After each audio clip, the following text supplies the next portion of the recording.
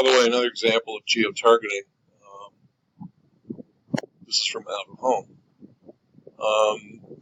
You all either live and or go to school and or work in New York City. You're aware that there are ads on top of many of the taxis that go around New York.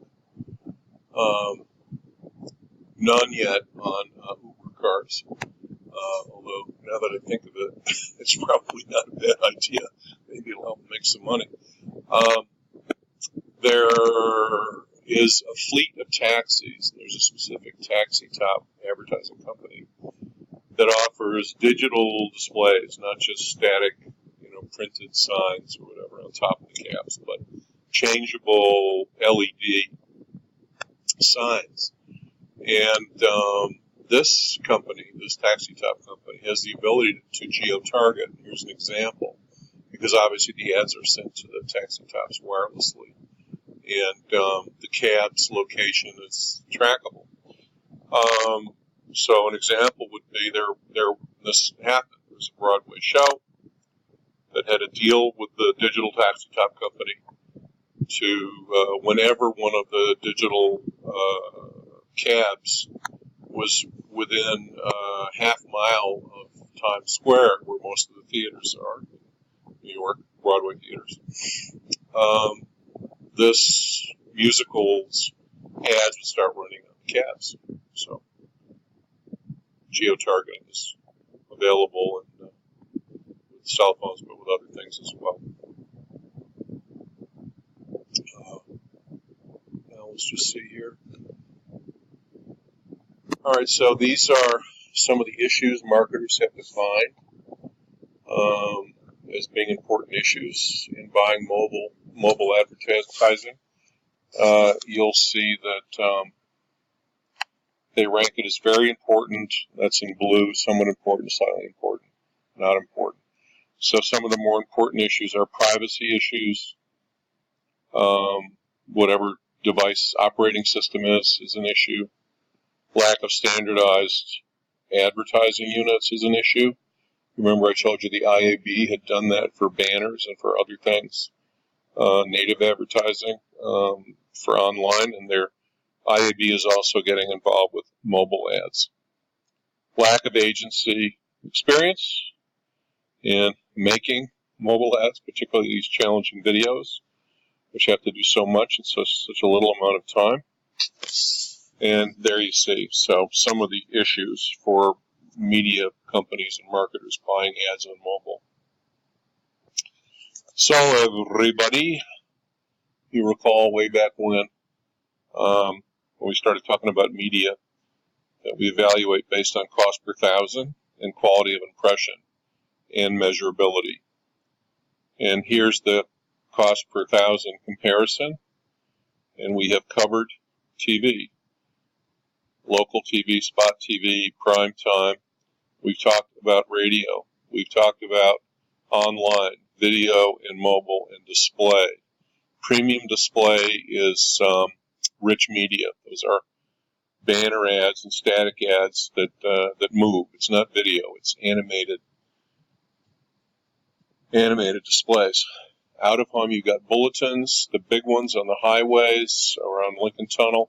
You've got the little posters on the smaller roads. They're smaller signs. The transit shelters, and you've got digital place-based media. We didn't talk about too much, but if you think about malls and stores and gyms and things like that, if there are screens in those locations, many of them are part of a network that's trying to reach people with those hobbies or in those places. And then print, we have magazines and newspapers. So there's our CPM comparison. And then we know quality of impression is made up of sight, sound, motion, depth of sale, which is the time spent with the ad, and avoidability of the ad. Some magazine ads, for instance, can be very avoidable. TV ads can be avoidable. Out of home is unavoidable. I want to remind you that when we initially talked about the history of media, we also talked about how technological advances impacted the advance of different media types. And you'll remember the movable printing press led to posters and newspapers. Steam power applied to printing presses, made newspapers with more pages and more of them.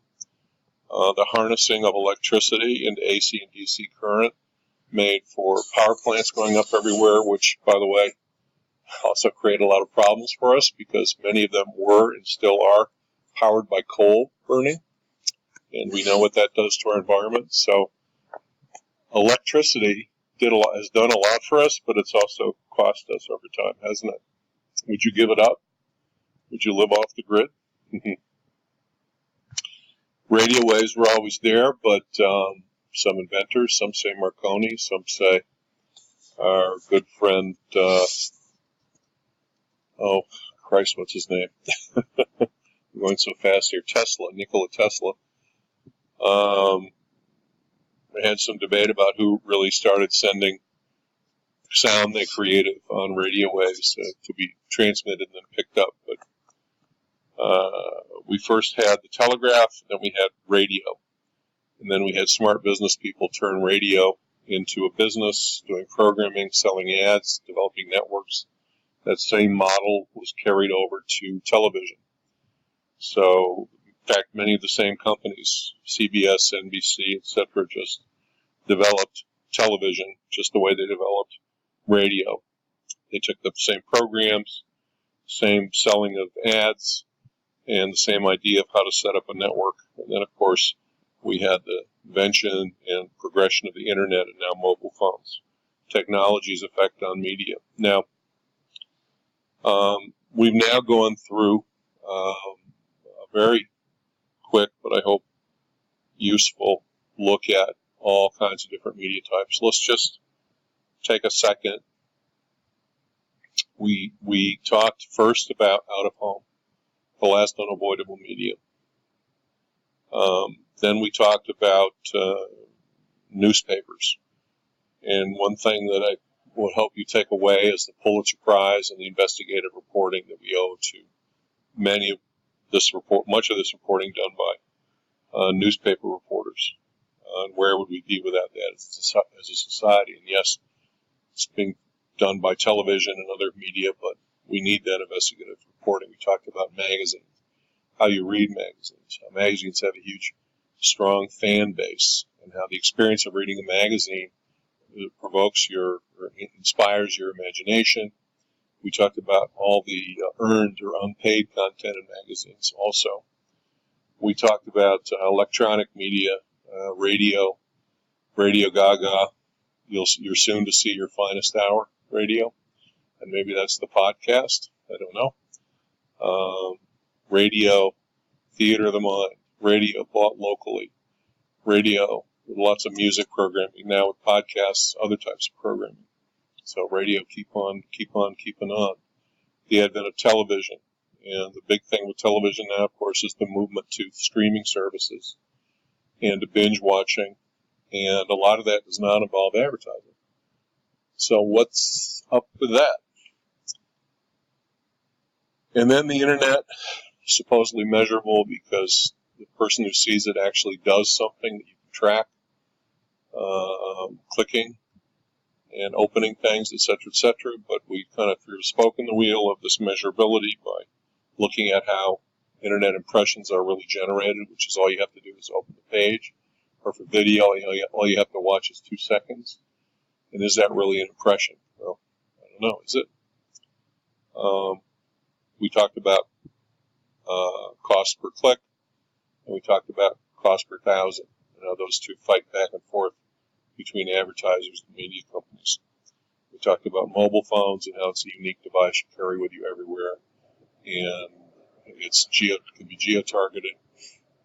It reaches you when you're ready to buy, when you're looking for something, when there's just nothing like it in our glorious, wonderful history of advertising. But it's also a little tricky. It's a small screen, by the way. Color isn't always perfect. And it's a real intrusion if you push advertising too hard because people are busy doing other things on their phones. Right? So, there are some issues still with mobile advertising, of course. So, we covered this the other day. I don't need to repeat it. So we've now waltzed our way through very quickly media, and I will put a quiz at the end of this as well.